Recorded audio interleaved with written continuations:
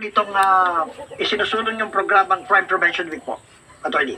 Yes, sir. Na to sa ating mga tagapakinig, sa ating mga mamamayan. Pangalawa po, sir, ako rin po ay hindi iba dito sa Camarines Norte. Kapag taga rito po ako, I'm from Bagasbas din po. Ito pong activity na ito, sir, ay taonan na po natin itong ginagawa. Actually, ngayon po yung ika-31 taon. Ito, pero hindi po ibig sabihin dito lang matutuon sa linggong ito yung ating atensyon sapagkat ang 5% sa field and 15% lang po ang sa office. Yun po talaga yun. Yes po. Dati pa yun, hindi naman yun. Yun po ang ini-implement pa rin natin sa ngayon. Opo. Balik natin. abuses, no? Rape in particular. And another thing po yung tinatawag nating suicide, no? Incident. So, and isa pa po pala. Yung ating cybercrime incidents, no? Kaya yun po yung binibigyan tuon ngayon sa tingin ko yung programa ng Provincial Command, no, ng Provincial Police Office natin, nakatuon po doon yung proactive measure. Alinsunod po dyan, ngayon pong linggo, no, ang pagdiriwang natin ng National Crime Prevention Week, meron po tayong intensive drive, information drive na ginagawa. Patungkol po dito sa mga krimen na nabanggit, no? Na naglalayon po na mas lalong mapukaw at the same time, Ang problema ho kasi sa rape, suicide, sa amin, halimbawa sa amin na lang sa mga media practitioners, infections, lamanan po natin yan. Samahan na po natin ng Power Social Capsule. 16 years na ang kasama mo. 8.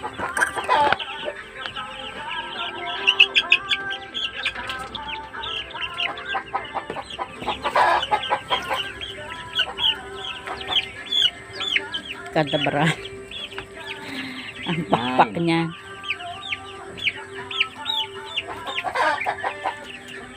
10.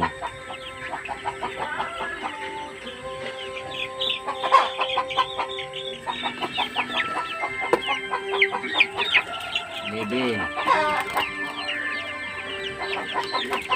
12.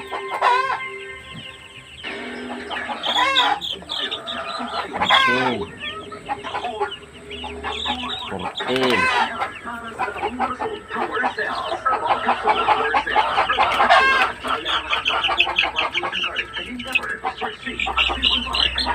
Laki nito. 10.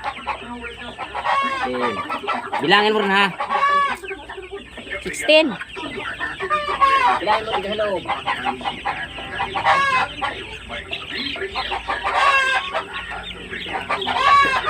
17.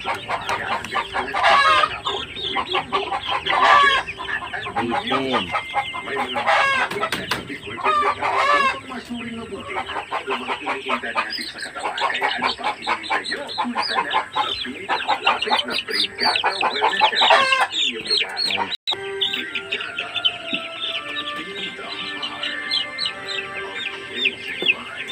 7. 8. Yun, nagsampa na. 29. 30.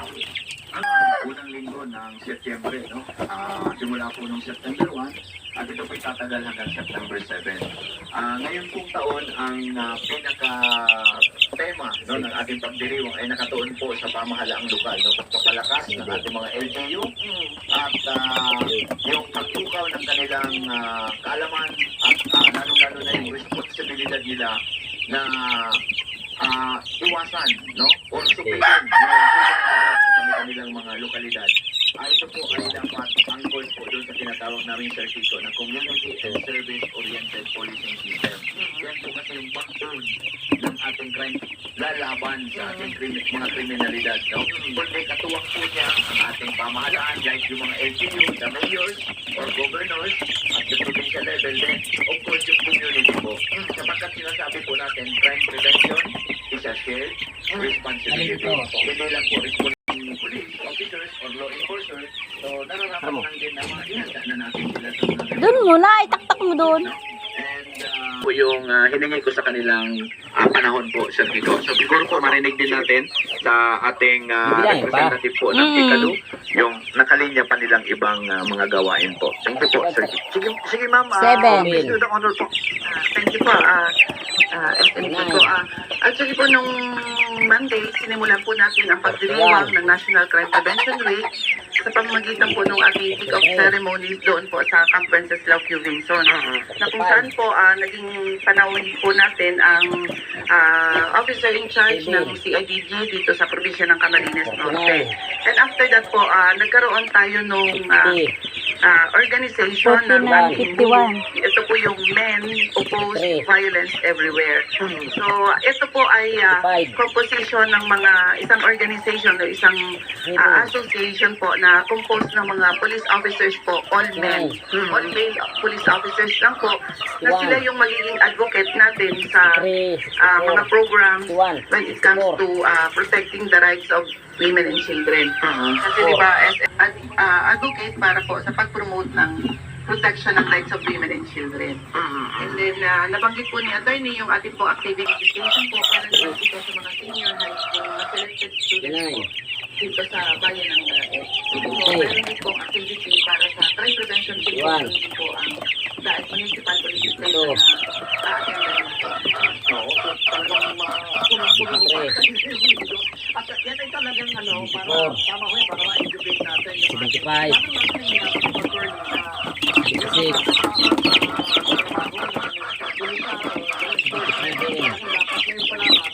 Service-oriented policing system.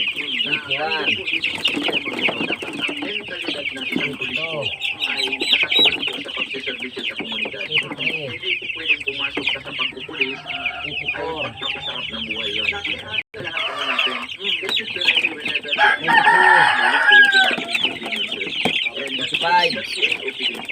pero kailangan lang po ng tuwang talaga ng pamayanan ng pamahalaan natin. Kumbaga ang partner natin yung taong bayan dito. Hindi pwedeng, hindi magiging matubay ang PNP natin. Kung mismo ang taong bayan, hindi nagtitipag po.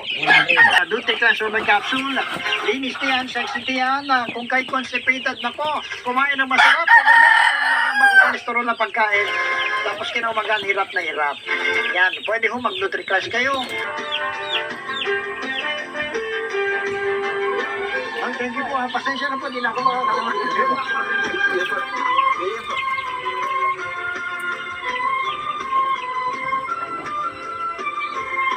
Sige po. At tuloy-tuloy na tayo mga kabrigada. Lipatan. Tulungan, tulong na galing sa puso. Tulong na galing sa iyo. Tunay na kabrigada. Ang inyong Mr. Tulong, Kiko Lausi.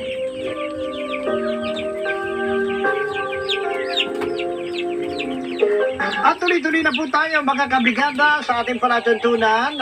Kunin na natin yung sunod nating bisita ngayong umaga. From Paracali to para sa tabang kabrigada natin. By the way, maraming salamat po mga kabrigada. Kahapon, si Ginong Rosalio Villafranca ng Barangay Dalas nakaipon po tayo ng 1,700. So thank you very much po. Sa mga kabrigada po nating tumulong. At ngayon pong araw na ito, ibang kabrigada naman po natin. From Paracali naman, yung ating bisita ngayong umaga. Sandali lamang po, tinaayos natin ha. At talagang ganito kami dito pag nagkakaso